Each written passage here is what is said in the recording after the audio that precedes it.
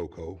If you have already retrieved a levels crystal, then you will find a floating clock when you enter for the second time.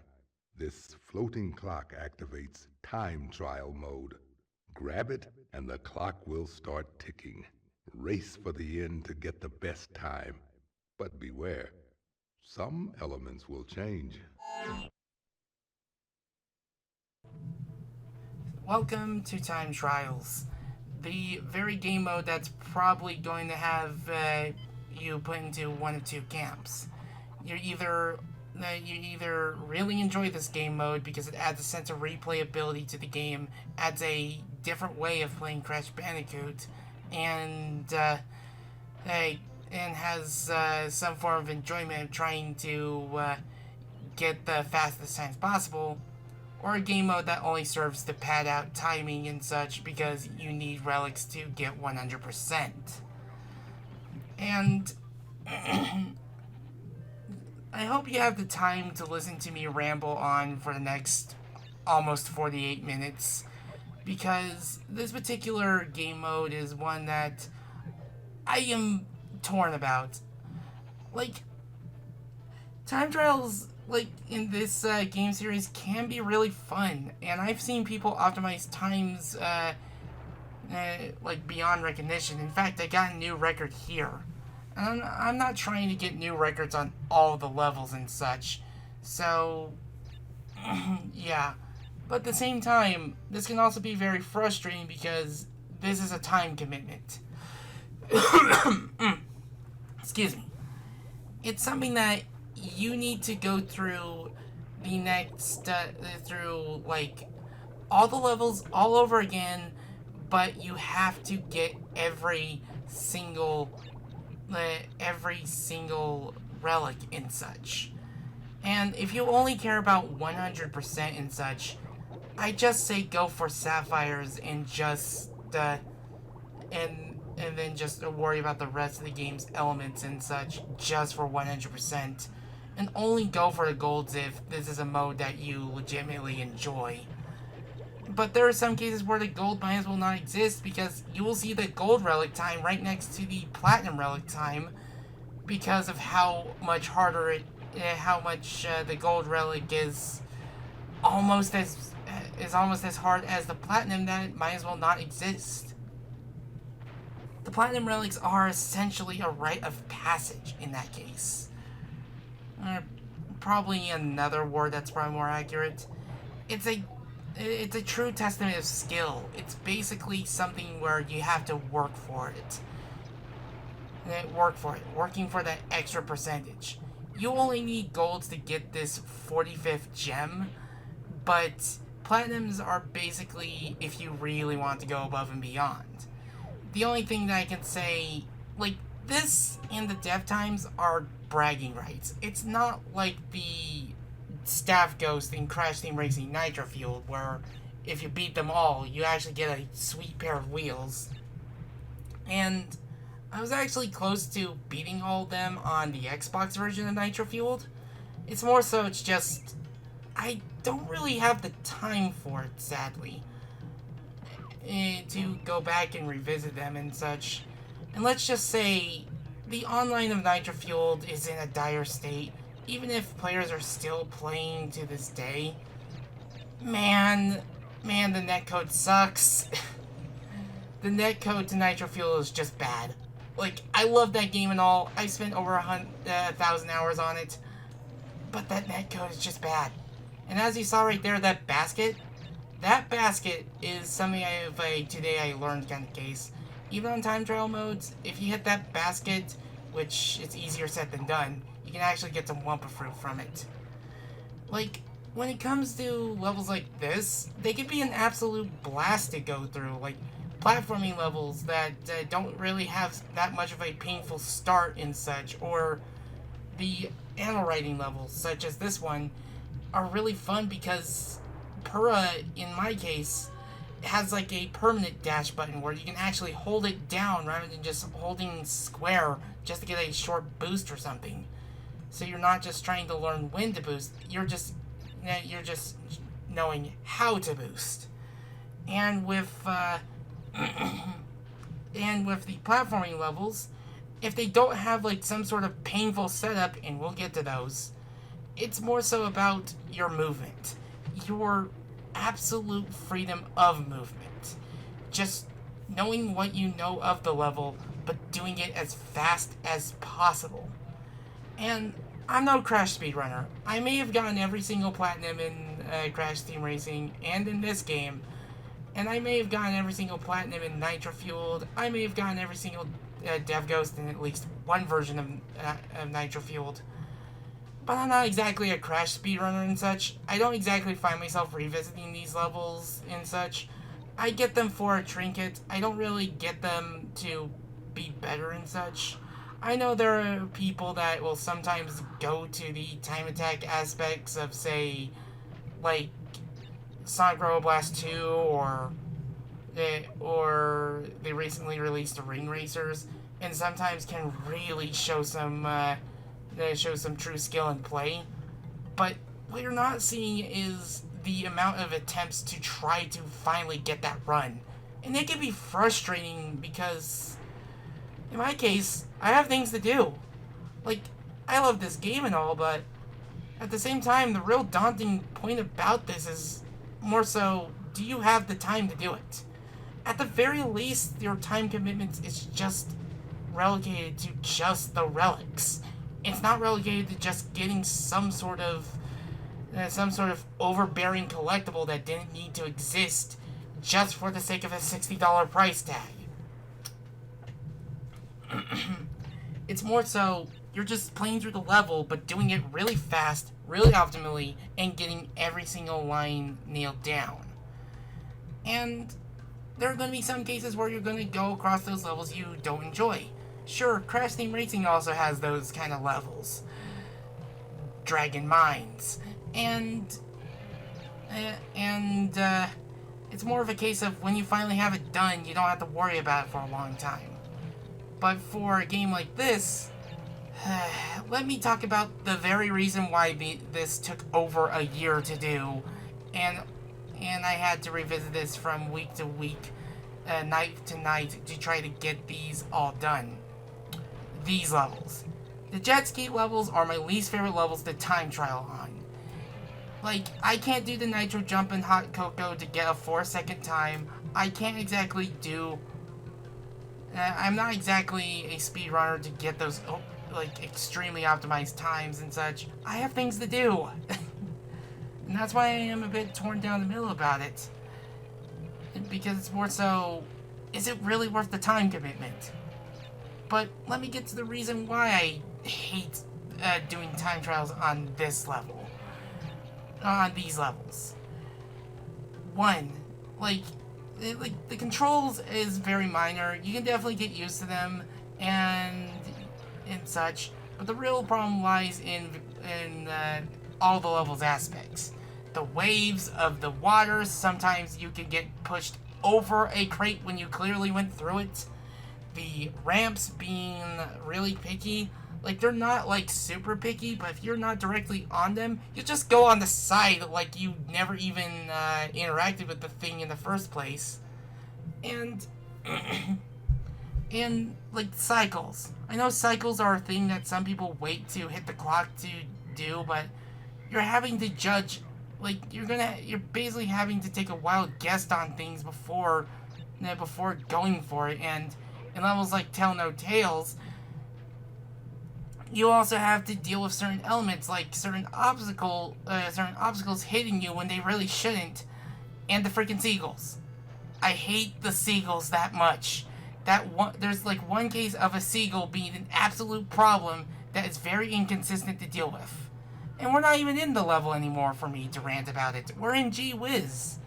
What you're not seeing is me putting like every single failed attempt in here, and should you ever see that compilation come up on my extra channel, be aware that the plane levels are not going to be covered because they wouldn't make for interesting fails. It's just me just not landing all the shots like enough times to optimize it and such. But when it comes to cases where it's just you have to worry about a lot of things when like how to tackle each obstacle, what obstacle you should just spin and such, and what obstacle you should just use your damage boosting through. In fact, like there are gonna be some levels that I even optimize more often than not. When it comes to this game mode, like like there are gonna be levels that are just the biggest pain to do. And here we are on a trope where I think some of the hardest platinums are in. The Arabian levels are some of the most pain in the crash levels to get the platinums on. I get it, they're platinum relics. They require the best gameplay possible. And dev relics are. Yeah, thank you, phone. And the dev relics are even more so that case. Because the dev relics are a bigger optimization of how much the devs really know their own stuff. And boy, do they know their own stuff. Like, I'm not kidding when I say this, like,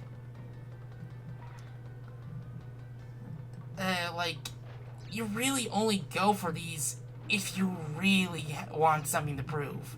It's about getting that, it's about nailing the start of it. Like, and in some cases where you just need to carry all 3 masks to get the platinum because you need to, like, use the invincibility to, like, ram into things. Oh, this number 3 crate right here, this number 2 crate actually. That number 2 crate can go jump on a nitro crate because of how much of a pain it is to hit and be able to keep running. Because you can't afford to stop. You have to keep running. Like, if you just break for any sort of time, that platinum is no longer a platinum. And in levels like these, they make the gold so strict that there might as well not be a gold relic, period. Like, I don't know why they made it that way. Ugh. And if this sounds daunting for you, then I understand. Like, I totally understand. I totally understand if people like Crash 2 and 1 more than 3 because they prefer to have more Crash Bandicoot platforming than have all these vehicle levels. I mean, to their merit, the vehicle levels are at least consistent with the game's gameplay style. And we're on what is considered the hardest bike platinum to get. And I've had one hell of a hard time on Area 51. You have to carry this one boost from start to finish. If you so much as lose that boost, and please for the love of God, do not get hit by that ramp and lose your boost, well, you have to start the stage again. Yeah, I made that look easy, but it's not easy. It is absolutely brutal. The most brutal you can, in fact. I'm not kidding. But as bad as the motorcycle levels are, they are nothing compared to the jet ski levels because, like, sure, the motorcycle levels, you are, like, required to go forward and such. Yeah, like, you have to keep moving forward and such. But with the jet ski levels, you have more freedom in your movement, but they made it the most strictest platinums ever because of all the things you have to deal with, complete with the controls and the weight of the jet ski. And as you saw from my life count, yeah, like sometimes I gather enough Wumpa Fruit before hitting the clock. And in my case, it's all about just, like, I've been here for so long that I've even maxed out my life counter, which never happens in this game. You may have noticed, like, certain jumps of life counts in Crash, like, in previous parts, and that's because I was busy getting the platinum relics on the vehicle levels. Like, the vehicle levels are the easiest to get the platinums for because you don't need the crash dash. You don't need to wait until endgame just to get it. And that's why I recommend taking care of it first if you care about, like, just, like, getting all the color gems before endgame. Hold on. Bless you! Anyway. Anywho, Excuse the sneezing in the background. Like the the pro levels, I took care of these two first. Like I'm not like all these clips are not recorded in order of when I got them. They are ordered by level, and and there's definitely gonna be some that are easier than others. But this one, ugh, you see me just going at the speed of sound. I'm making this, I'm making, Oriental Express look like Chunan or Dragon Road, as the stage is called in Sonic Unleashed. I say as I still need to play through most of Sonic Unleashed. I have the game. But the time you're supposed to get is 18 seconds. And I get it in 1466. It's one heck of an optimization that I'm impressed that I'm able to get. But usually I'm following videos for routes, and I don't fault you if you want to follow videos for routes, if you want to get these platinums, if you want to fulfill that goal of bragging rights and such. It is a good way to study the levels. But I will say, just go for ones that that teach you a good route to get the platinum. Don't exactly go for the ones that try to that are more optimized than even the platinum, because that takes way more learning of the level, even the game's mechanics and such. And there are going to be some platforming levels that are appealing to platinum. This one in particular is not exactly a favorite of mine, simply because of these mooks. The spinning crash fish. The Crash's greatest ancestor that I'm surprised Crash is not causing a time paradox spinning away. I find the most hilarious enemy in the game, because you're literally looking at your ancestor before it evolved into you. But at the same time, it probably wouldn't make sense, because that would imply Crash de-evolved before re-evolving or something. I don't know. I'm probably looking too into this. If someone could really think of a good way to think of a theory on why that fish exists and such. Now, those Triceratops, when we get to the prototype episode of Crash Bandicoot Warped, they were originally meant to have scientists writing the things. I don't really know why they removed it. I'll probably look up the reason why, if any, should I finally get to the prototype episode and such. And sometimes I really optimize these times. I optimize them even further, which impress me. But sometimes, even if I don't optimize it, I'm perfectly fine just grabbing the platinum. Just getting it and calling that another leg of the adventure down. Because,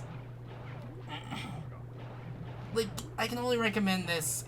I can only recommend just going for the others if you enjoy this game mode enough and you know enough of the game's mechanics to basically just blitz right through these. For levels like these, it cannot.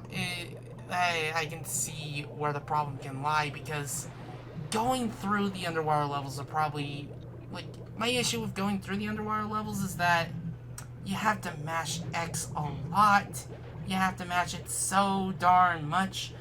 You see me in rhythmically going tapping X twice before spinning, because I'm getting a bit of a speed boost from the spin.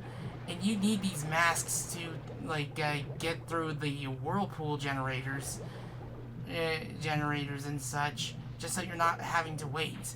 And even then, even if this is not my cleanest run, I end up getting a really big time improvement, a 3-second improvement and such. And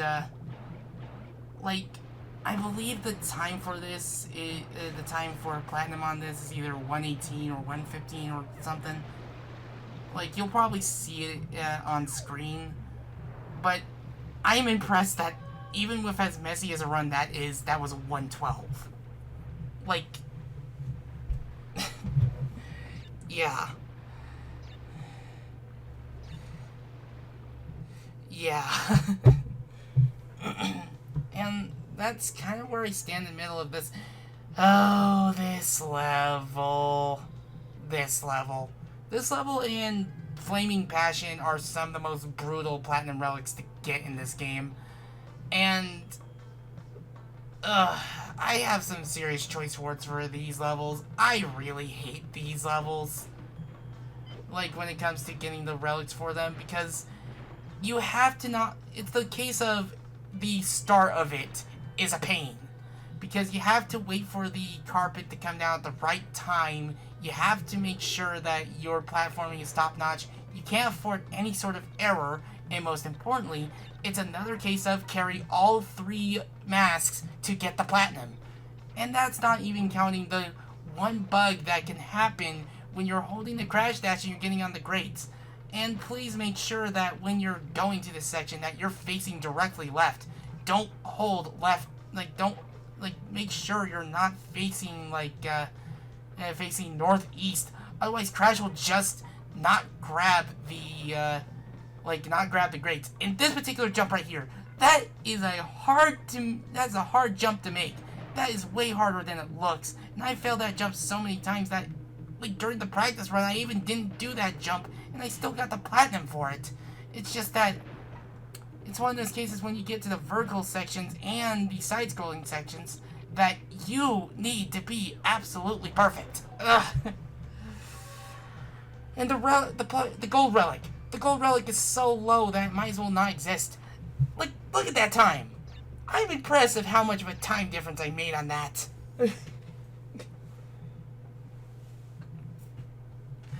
Ugh.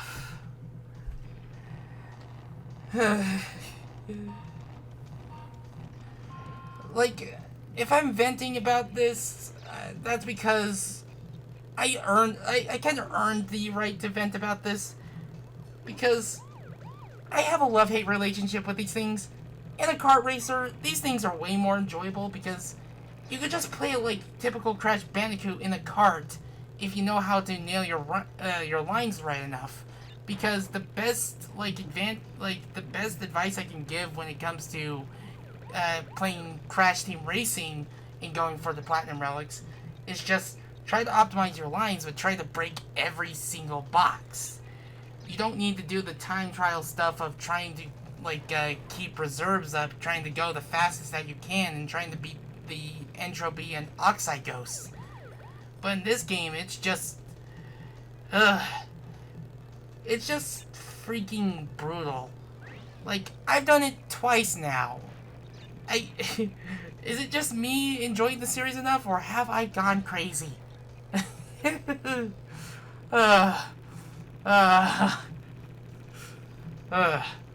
This series does things to me, man. And I was once a Sonic fan, okay? I'm not gonna open that can of worms yet. Anyway. Yeah. During cases like these, the biggest difficulty when it comes to the motorcycle levels is it comes from knowing when to hold your boost and when to, brake to be able to make those turns. You know that logic of having to let go of the gas when making a turn and such? It's like that. This is something that I've learned from stuff like Forza Horizon 5. I used to play that on Game Pass with Plum and such, and I feel I should probably take some time to play it a bit more, because to be real here, I want to get more enjoyment out of racing simulators and such. It's just that I just prefer kart racers more, and such.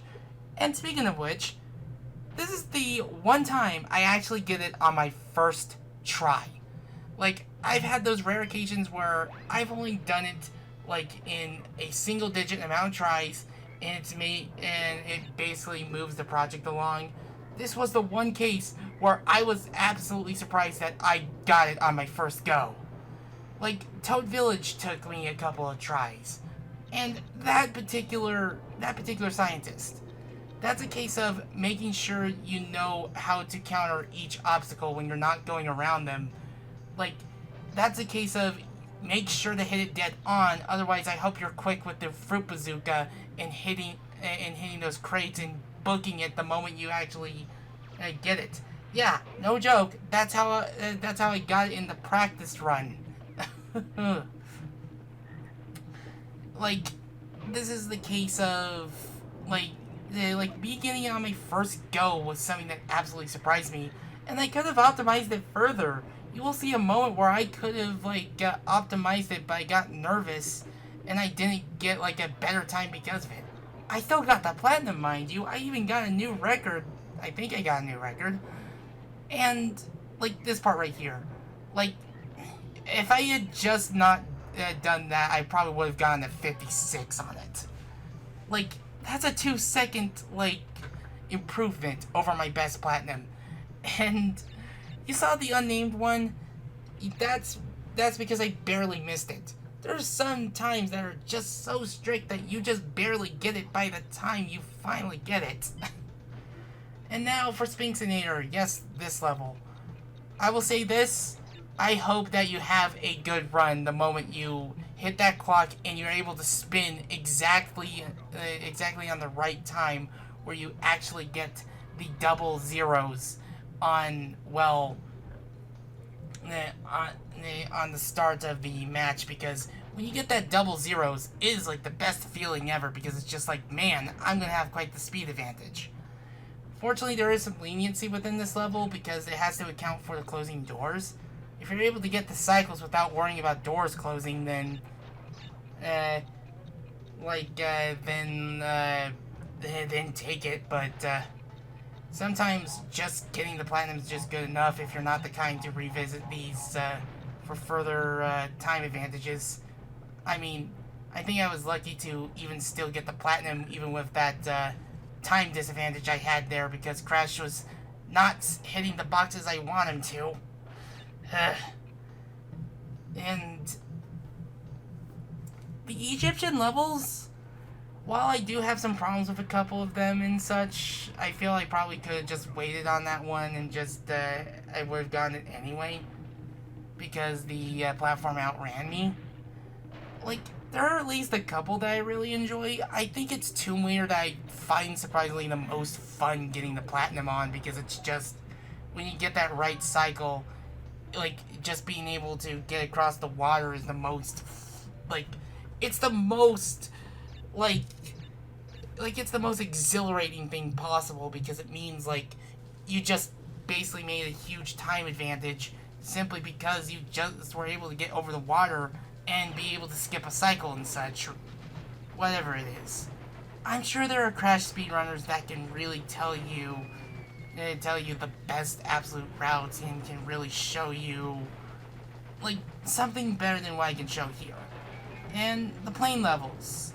The reason why I'm not going to show any outtakes for them, at least should they end up posting that video, is because these levels aren't very interesting to show the outtakes for. It's just basically just, you messed up a line, you just restart. There isn't really anything amusing I can add to it and such. The real issue is just making sure that you can just land your shots on the blimps.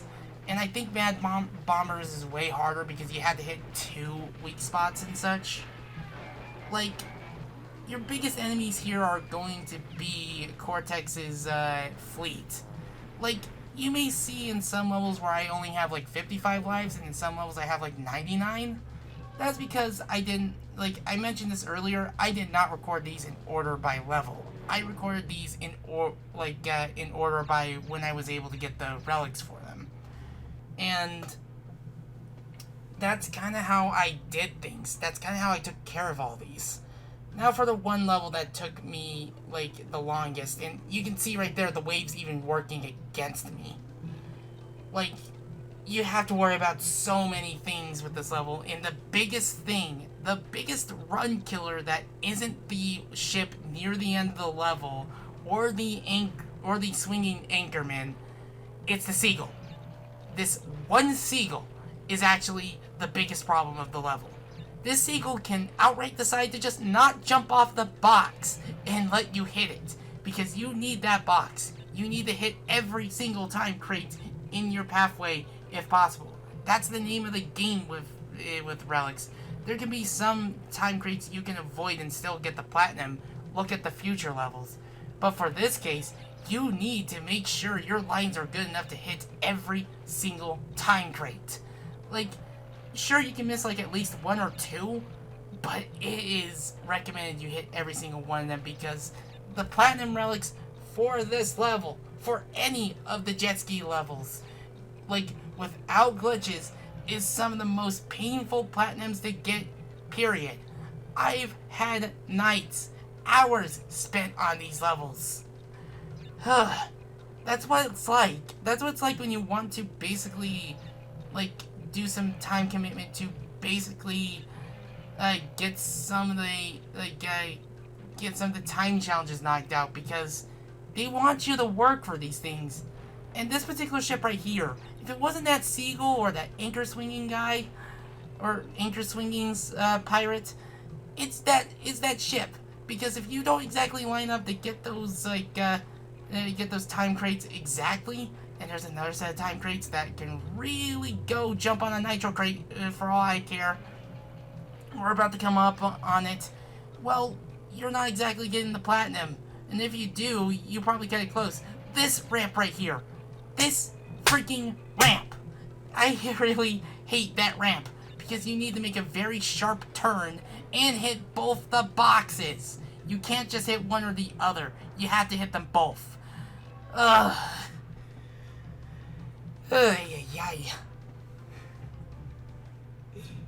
Like, I'm trying to be as constructive while I vent. Like, I want to make sure that I can be entertaining while venting out my biggest issues with these levels. And the future levels right here. Like, you don't have to hit every single one crate and such. If you're able to without losing too much time, I can commend it. But these time levels is, like, it's the biggest case of the beginning usually sucks, because you want to make sure that you at least jump on that platform with 12 to 13 seconds already on the clock. And I guess I can commend this mode for having an interesting idea where, like, I don't know if it's been done before this game. I know this idea from this game alone. I mean, you've seen the time trial using, like, time freeze as a mechanic through Ape Escape and such, and this game does it as well. Like, it is a unique idea where it's just, like, it gives you incentive to hit more things as you go along. And, oh, those elevators right here. Make sure, like, there will be a case that when you're running, regardless if you have invincibility or not, you have to slide into it. I've had cases where Crash was just not going into the elevator and such, so it just won't go up. So just slide into it, and if the elevator doesn't exactly go up, just stop running. And boy, like, it's just the beginning that sucks for this level, because for the rest of it, it's a really good time. There's some like, I can't remember which future level I prefer to speed through more, but, like, these levels are really fun to go through. Like, it's fun, but it's also frustrating. Like, that's why I find it damning to try to describe this in a way where I could just have, like, a proper solid opinion on these. Because I can actually see both sides of the argument. I can see it being fun, but I can also see it being frustrating. I'm only bearing repeating at this point. And now we're at Tomb Waiter, where you have to make sure that you can guess the cycle correctly and such. And you can't go too far away from that clock. You go too far away from that clock is off-screened and despawned. Which means if you want to get that clock back, you have to either go back to the warp room or just die. And that always sucks.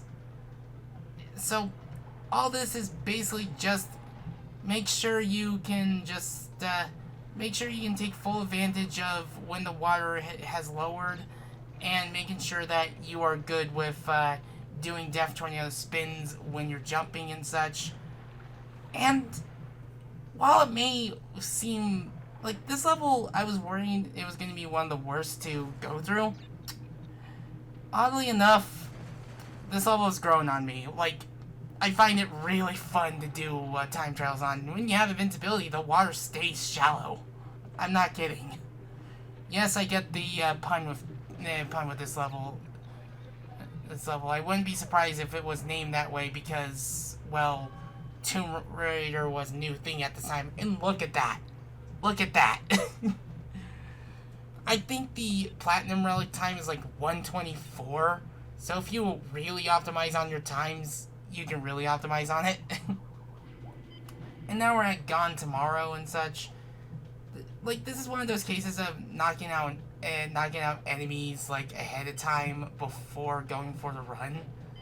So that way you can just have an easier time going for it. Like, you can go like a good enough ways off screen from the clock. But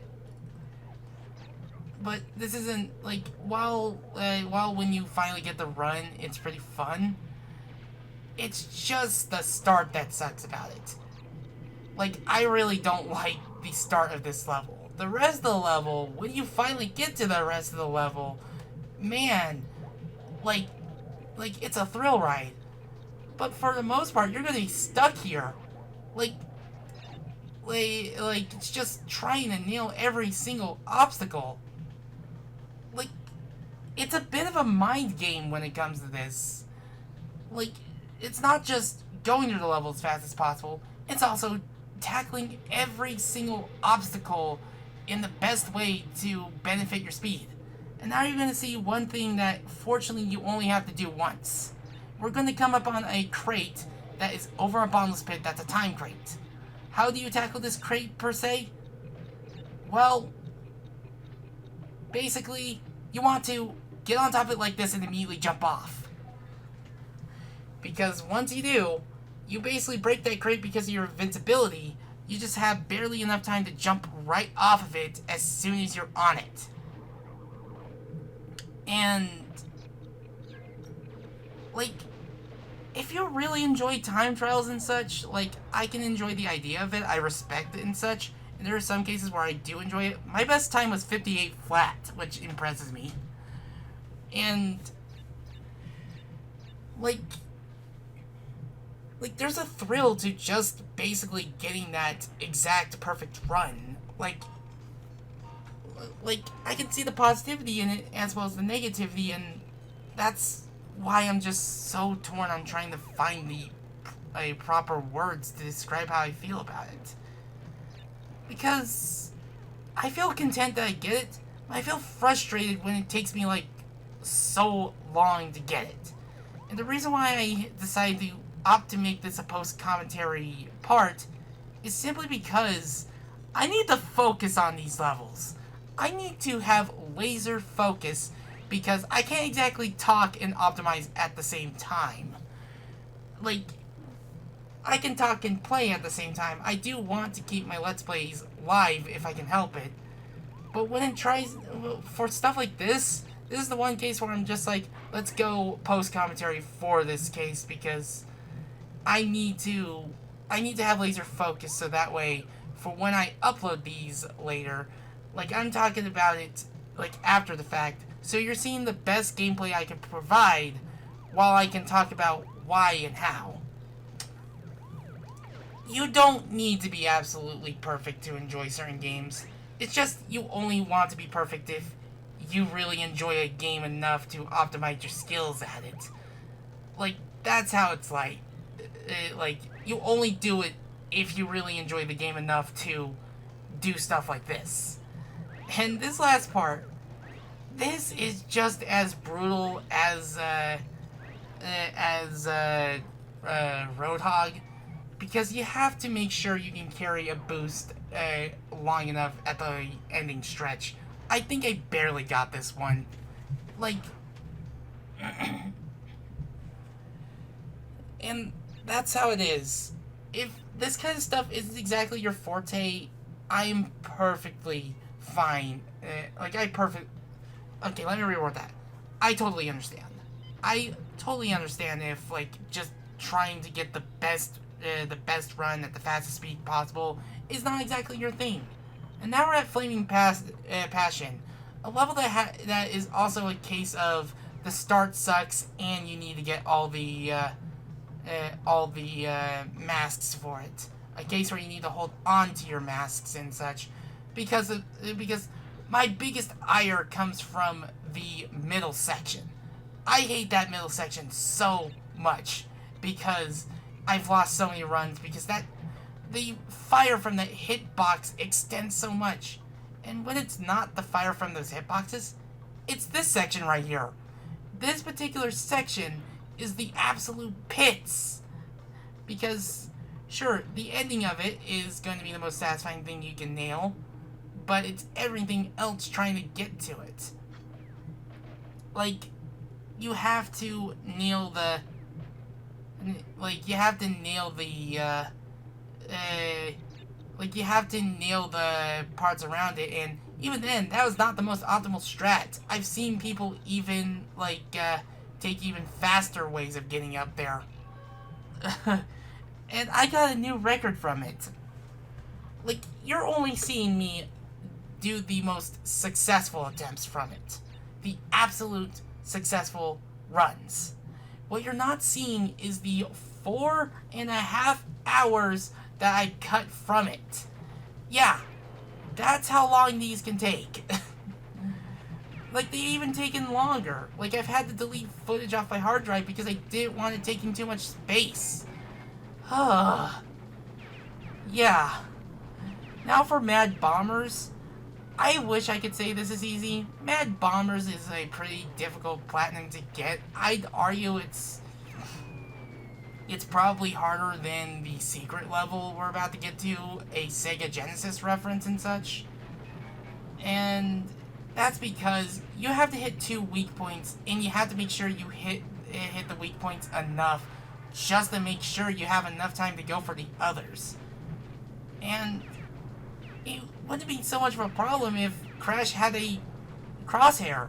Like, you saw that in the engine boss fight, we had a crosshair, but they don't put one here, which I find bothersome because a crosshair would have probably helped it. It probably would have meant you could optimize it further and make things a little bit easier for yourself.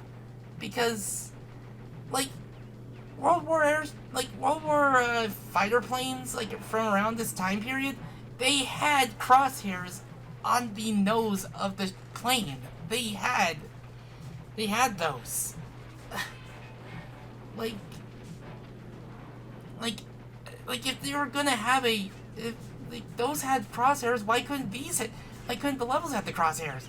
Why couldn't this have the crosshair like the engine boss fight? Like, I think I barely got this one because of how strict it is.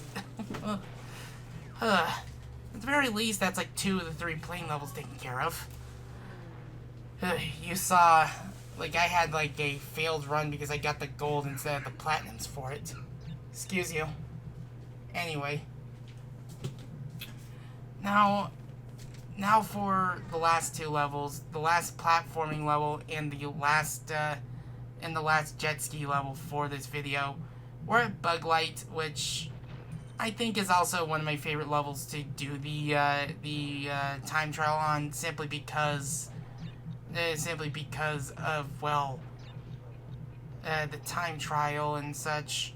Like, I don't think you need to hit both the 1 crates for that, but given that, like, you need the invincibility to get the platinum and such, well, fortunately, it's a case where all the masks are in one spot, so that way you can just get the invincibility for it.